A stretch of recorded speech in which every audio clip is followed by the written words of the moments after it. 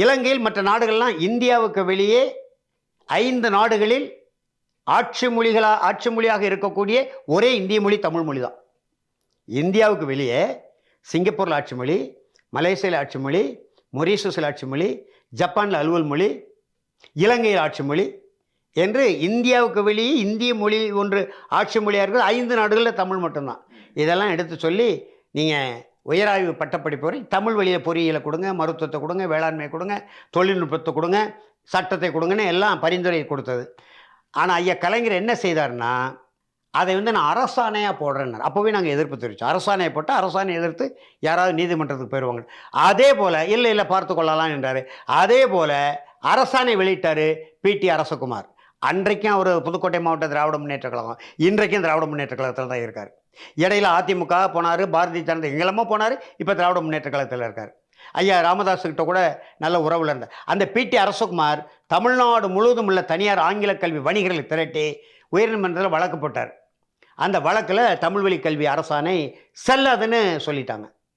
அதுக்கப்புறம் நாங்கள் இல்லை விடமாட்டோம் என்று உச்சநீதிமன்றம் போனாங்க. 26 ஆண்டுகள் ஆகுது தம்பி. இந்த தமிழ் வழி கல்விக்காக தமிழ்நாடு அரசு மேல்முறையீடு செய்த உச்சநீதிமன்ற வழக்கில் இன்னை வரைக்கும் என்னாச்சுன்னு தெரியல. இதற்கு இடையில் உச்சநீதிமன்றத்தில் நல்ல தீர்ப்பை பெற்றது மராட்டிய மாநில அரசு. ஆனால் திராவிட முன்னேற்ற கழகம் 2001 2006 வரைக்கும் மண்டலமாக மாநாடு போட்டாங்க. அந்த மாநாட்டிலெல்லாம் ஒவ்வொரு தீர்மானம் வச்சாங்க. யாருக்கு?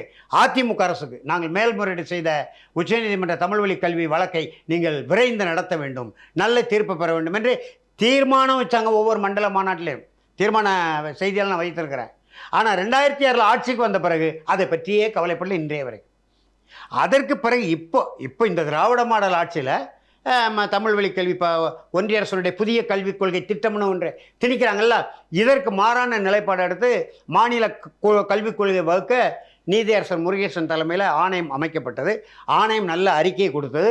ஆணையம் தமிழ் வழி கல்வியை வலியுறுத்தி அறிக்கை கொடுத்தது. செய்திகளும் வெளியாச்சு. ஆனால் இப்பொழுது வெளியிட்டிருக்கக்கூடிய கல்வித்துறையிலிருந்து கல்வி அமைச்சர், தொடக்க கல்வி அமைச்சர் மகேஷ் பொய்யாமொழி வெளியிட்டிருக்கக்கூடிய அறிக்கையில் எங்கேயுமே தமிழ் வழி கல்வி இல்லை. இதை எதிர்த்து நாம் தமிழர் கட்சி தலைமை ஒருங்கிணைந்த செந்தமிழன் சீமானும், பாட்டாளி மக்கள் கட்சி தலைவர் அன்புமணி ராமதாஸ் 2 பேர் தான் அறிக்கை கொடுத்துருக்காங்க. மற்ற தலைவர்கள் எங்கே போனாங்க?